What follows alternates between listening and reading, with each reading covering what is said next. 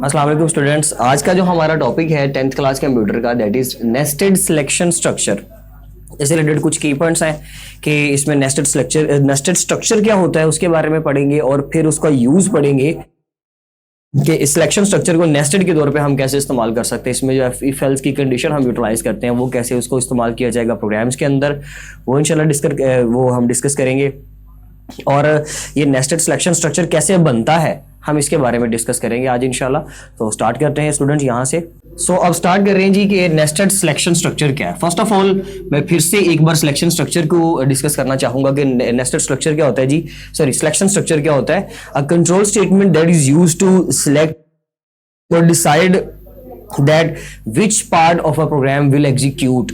एक ऐसा स्टेटमेंट, एक ऐसे स्ट्रक्चर कि जो किसी भी प्रोग्राम के अंदर कोई स्पेसिफिक पार्ट जो है उसको रन करने के लिए जब हम डिसीजन लेते हैं कि भाई मेरे पास अगर फर्स्ट किया एक प्रोग्राम है तो उस प्रोग्राम के अंदर मेरे पास अगर दो पोर्शन है, फॉर एग्जांपल मेरे पास एक पोर्शन ये है number 1 and that is number 2, तो अगर इन दोनों में से मैंने कोई एक जो है अगर इनमें से एग्जीक्यूट करवाना है तो डेफिनेटली मैं डिसाइड करूंगा कि भाई नंबर 1 चलना चाहिए या नंबर 2 चलना चाहिए। तो ऐसी स्टेटमेंट्स को हम लोग इसके लिए जो स्टेटमेंट इस्तेमाल करते हैं ऐसा काम करने के लिए हम जो कोड इस्तेमाल करेंगे उसको सिलेक्शन स्ट्रक्चर कहा जाता है, जो हम डिटेल से पढ़ चुके हैं प्रीवियस लेक्चर्स के अंदर। अब हम बात करेंगे कि नेस्टेड सिलेक्शन स्ट्रक्चर क्या होता है, यानी कि मल्टीपल कंडीशंस को कैसे इस्तेमाल किया जा सकता है उसके बारे में। तो ठीक है जी, नेस्टेड सिलेक्शन स्ट्रक्चर के अंदर क्या होगा,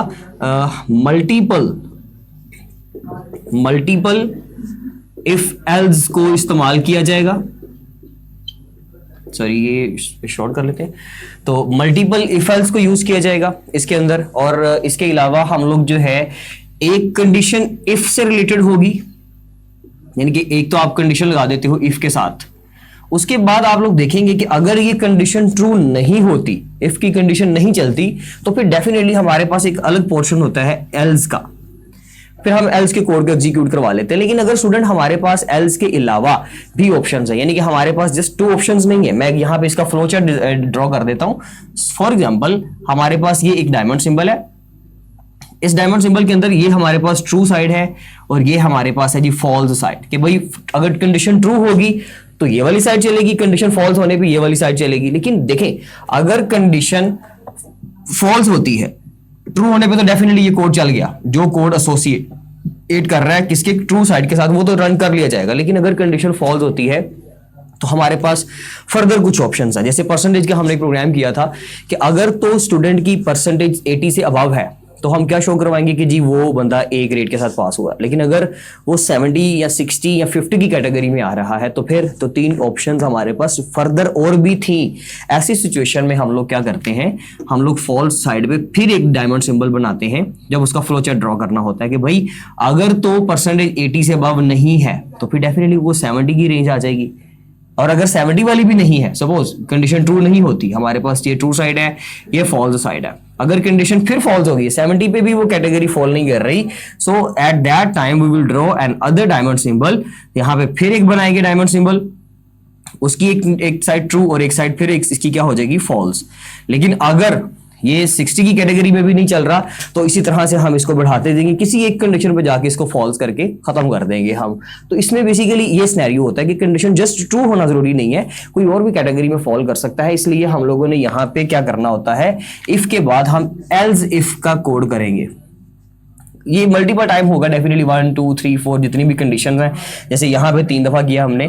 लेकिन अगर फाइनली ये फिर भी इनमें से भी कोई कंडीशन नहीं चलती, ये भी नहीं चलता, ये भी नहीं चलता, एट दैट टाइम हम लोग एल्स को रन करवा लेंगे। सो ये इसका होगा बेसिकली जो स्ट्रक्चर होने वाला है। मैं स्ट्रक्चर फिर भी इसको अच्छे तरीके से यहाँ पे मेंशन भी कर देता हूँ कि जी आपके पास क्या स्ट्रक्चर होने वाला है।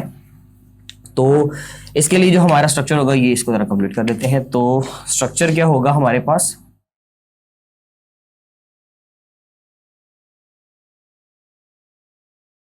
स्ट्रक्चर स्टूडेंट इसका ये होगा, यानी कि जो साइंटेक्स होगा हम इसको कैसे यूटिलाइज करेंगे अपने प्रोग्राम के अंदर, इसका कैसे स्ट्रक्चर बनाएंगे। तो उसमें आ जाएगा जी सबसे पहले आपकी इफ की कंडीशन, उसके लिए जो टेबल ड्रॉ किया हुआ बुक के ऊपर तो वो आप लोगों ने ध्यान से समझना है, उसका मतलब सारा यही है जो मैं यहाँ पे समझाने लगा हूँ। इफ की कंडीशन अगर ट्रू होती है तो डेफिनेटली ये चल जाएगा। अगर कंडीशन ट्रू होती है तो ये चल जाएगा, इसके अलावा कुछ भी नहीं चलेगा, ना एल्स इफ ना एल्स की कंडीशन, कुछ भी नहीं। इस तरह से कंडीशन मेक करनी है कि सिर्फ इफ की कंडीशन अगर ट्रू होती है तो सिर्फ वही चले, बाकी की कोई चीज फिर रन नहीं होनी चाहिए। लेकिन अगर ये कंडीशन फॉल्स हो जाती है तो फिर हमारे पास एक सेकंड ऑप्शन है एल्स इफ का। एल्स उन्होंने थोड़ा सा हटके लिखा हुआ बुक में, उससे आपने बिल्कुल परेशान नहीं होना, तो उसका मतलब यही है एल्स इफ। अगर आप इस एल्स के बाद इफ को यहां पे थोड़ा बॉटम में लिखते हैं तो इट्स ओके, ये सेम बात है, इसमें कोई फर्क वाली बात नहीं है। ठीक है जी, एल्स इफ की कंडीशन चलेगी, कंडीशन ट्रू हो जाएगी तो एसोसिएट कोड जो भी यहां पे मेंशन किया जाएगा, जो भी एसोसिएटेड कोड होगा वो रन कर दिया जाएगा। लेकिन अगर मैं यहां पे लिख भी देता हूं कि अगर कंडीशन ट्रू होती है, इफ कंडीशन विल ट्रू, अगर कंडीशन ट्रू होगी तो कोड जो एसोसिएट होगा किसके साथ, इफ के साथ, वो रन कर दिया जाएगा। लेकिन अगर कंडीशन एल्स इफ की चलेगी तो जो इसके साथ कोड एसोसिएट होगा हमारा, वो कोड चला दिया जाएगा।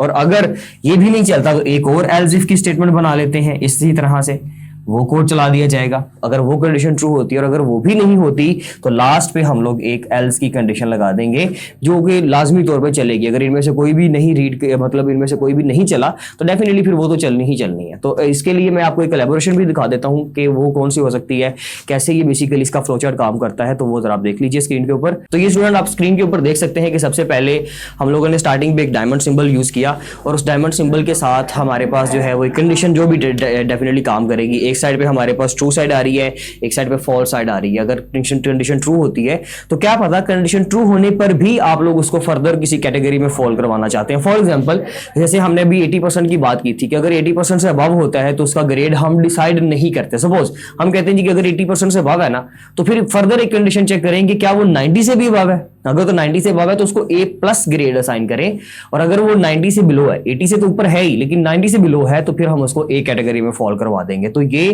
बेसिकली कंडीशन ट्रू होने पर भी फर्दर हम कुछ ना कुछ चेंज कर सकते हैं।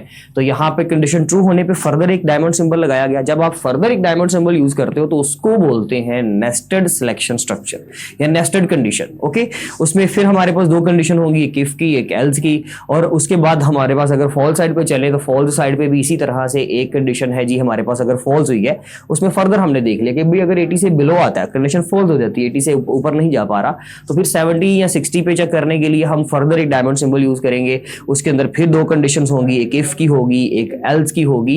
एंड पे जाके डेफिनेटली सारी जाके किसी ना किसी जगह पे कंबाइन कर दी जाती हैं। तो उन्होंने यहाँ पे आप देख सकते हैं कि जी एंड पे जो है नीचे जो 4 इफ एल्स शो हो रहे हैं बॉक्सेस प्रोसेसिंग सिंबल्स, उनमें से एक लाइन ड्रॉ की और उसको लास्ट पे स्टेटमेंट चला दी कौन सी, एल्स इफ की। एल्स इफ की अगर नहीं चलेगी तो फिर हमारे पास फाइनली जो हल है आप लोगों को वो पता है कि जी फिर हम एल्स की स्टेटमेंट को रन करवा लेते हैं। तो ये बेसिकली एक एलैबोरेशन थी इसके लिए।